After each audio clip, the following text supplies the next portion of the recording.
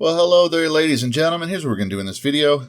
We're going to be talking about solving radical equations like, these beautiful things right here. Let's get to it, shall we? So what we're going to do, as I said, we're going to learn to solve radical equations as well as explore extraneous solutions, see where they come from, learn how to check for them. Man, have a wonderful time. So a radical equation, what that is an equation where the thing you need to discover, the thing you need to solve for, is inside of some sort of radical expression. So it could be a square root, it could be under a cube root, something like that, right? And what ends up happening is if you have a square root or a root that's an even index, so 2, 4, 6, 8, whatever, you could have an extraneous solution. And so we're going to see some of that, all right? Now, if it's an odd number, you don't really have to worry about it. But in this video, we're going to be handling things about this level of complexity. So let's do it, shall we? So here's an example. Let's solve this equation right here. 2 minus x equals the square root of x. First thing we want to do, is we got to get x together. And it's tricky because this is x to the power of 1. This is x to the power of 1/2. Square root is exponent of 1/2. So in order to do this, what we have to do is we have to square both sides. That will take this square root and make it an exponent of 1. And then we're going to have a square over here. So be careful though, because when you square something like this, it's not 4 minus x squared. It's not 4 plus x squared. It's going to be 4 minus 4x plus x squared. Remember, you got to multiply the whole thing out. Now, of course, the square root of x squared is just x. This is quadratic because the degree is now 2. That's often going to happen at this level of complexity. So since it's quadratic, let's go ahead and rearrange everything. Let's get it in correct order, ax squared plus bx plus c. And then let's go ahead and get everything together on one side. Now look what we have. This is actually factorable. This is x minus 1, x minus 4. So we have two answers, x equals 1 and x equals 4. So now let's see how we check for extraneous solutions. The way we do that is we just take our original equation and plug in a number. So here's what we've got. 2 minus 1 equals the square root of 1. That is absolutely true because 2 minus 1 is 1. Square root of 1 is 1. Boom, done. 2 minus 4 equals the square root of 4. So that's not true because 2 minus 4 is negative 2. And the square root of 4 is 2. Now, it's true, the square root of 4 is also negative 2, but that's a little bit of a problem. And we'll talk about why that is in a minute. But for right now, here's the thing you got to consider. Just whatever sign is written in front of the square root, that's what you're going to consider. So there's no sign written here, so we're going to assume it's positive, and that's why we take the positive root. Now, if it was a minus square root of x, then we would take the negative root. Okay? So that is a no-go. So we have one answer, x equals 1. That's good to go. X equals negative 4 is extraneous. So you would write x equals 1 as your solution. You would not write x equals 4. X equals 4 solves this equation, but it doesn't solve this one. Okay? All right, now, next one, let's solve this equation. Let's do one more example. This one's a little bit trickier because if I square it the way it's written right now, I'm going to have something ugly. So what I want to do is I want to get it so that the square root is isolated.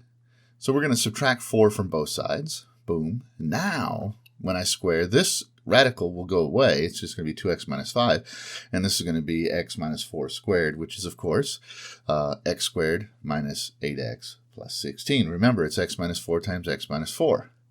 We have a quadratic again. So let's get everything together on one side. We're going to subtract 2x minus 5. Well, subtract the whole thing. So it's minus 2x plus 5. Minus 2x plus 5, both sides. All of this makes 0. This side, negative 2 and negative 8 is 10.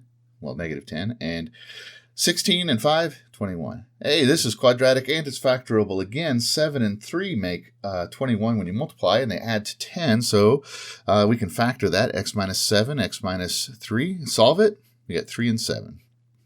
Now, we need to check this for extraneous solutions once again. So we take our original equation right up here at the top. We plug in 3. Got something good. Plug in 7. Oh, man. Oh, sorry. Plug in 7. We got something good. Plug in 3. We got a no-go. So when you plug in 7, You get 14 minus 5, that's 9. The square root of 9 is 3. 3 plus 4, 7. Boom, no problem. But here, 2 times 3 is 6, minus 5 is 1. Square root of 1 is 1, plus 4 is not 3. Dang. So, man, we have to go with the sign of whatever this is in front of this square root right here. So it's a plus, so we have to take the plus 1. Boom, done. All right, so let's recap, right? Here's what we've got. Before you start just jumping in and squaring things, you want to rearrange so that when you do your squaring, you don't end up with an absolute disaster, okay? Now, we can't get all the x's together, so what we're going to do is we're going to square both sides, and then we're going to collect all things on one side, and then we're going to solve it, and then we're going to check for extraneous solutions. So those are your steps, right? So for example, let's say we've got this thing right here. First thing we want to do is we want to clean it up so that we get something that's easy to square, okay? And that's going to be different depending on the problems you're working on. And in the next level of this same exact topic, that's going to get a lot trickier. But for now, it's going to be about this level of complexity, okay? So then you go ahead and you square both sides, right? So the square root of 2x squared is 2x, and x minus 9 squared is x squared minus 18x plus 81. Then you go ahead and collect all things, all of the terms on one side. So we're going to subtract 2x from both sides. That's where we got negative 20x. This is a quadratic. We're going to have to solve it. How you solve it depends on the problem that you end up with. Sometimes it'll be linear if you're lucky, but usually not. Anyway, this one's quadratic. So it's not factorable. There's nothing that multiplies to a positive 81 and adds to a negative 20, so we have to use the quadratic formula. You should be familiar with that by now. It's negative b plus or minus the square root of b squared minus 4ac.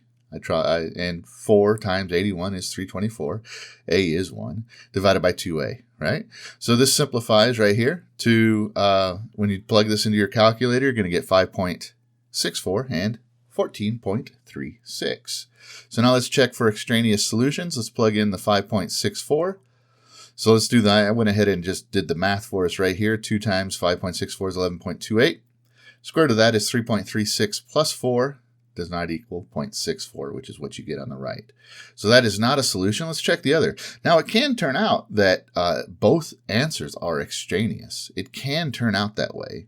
And what we're going to be doing today, it's not going to work like that. We're going to have one that's going to work and one that's not. So there we go. So check for your extraneous solutions, okay? So we have one that works, one that doesn't. So the question is, why do we end up with an extraneous solution? Well, let's talk about that. So here's the deal. By squaring, sometimes we can create a problem because squaring, it's called not true both ways, basically, right? So here, if we had a equals to b, that's going to be true for any value of a and b that you come up with. They're going to be exactly the same number for this to be true. If you plugged in 5 and 7, it's no longer true. So to make this true, a and b must be the same number. However, here, a squared equal to b squared, a and b do not have to be the same number. They do not. They can be opposites, like 2 and negative 2, or 5 and 7, or 5 and negative 5, all that kind of stuff. So anyway, I hope this has been helpful. Tried to make it quick, short, and sweet. Vaya con Dios, compas. I hope you have a good day. Hope this was helpful, and be safe.